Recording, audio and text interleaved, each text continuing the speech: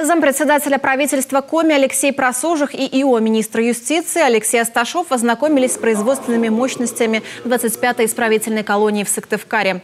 Члены правительства осмотрели помещения для быта осужденных, оценили условия работы и образцы готовой продукции.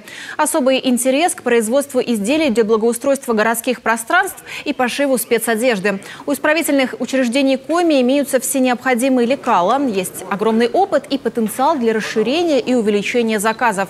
Между правительством региона и УФСИН России по Коми подписано соглашение о социально-экономическом сотрудничестве с целью размещения заказов на производство различной продукции. По результатам такого взаимодействия заключены договоры более чем на 17,5 миллионов рублей, что позволило обеспечить работой 200 осужденных. В 25-й колонии вскоре откроется новый участок исправительного центра на 250 человек. В здании завершен ремонт. Алексей Просожих и Алексей Асташов высоко оценили уровень и качество работ. Ранее исправительный центр открыли в Емве, и еще один участок вскоре откроют в Троицко-Печорске.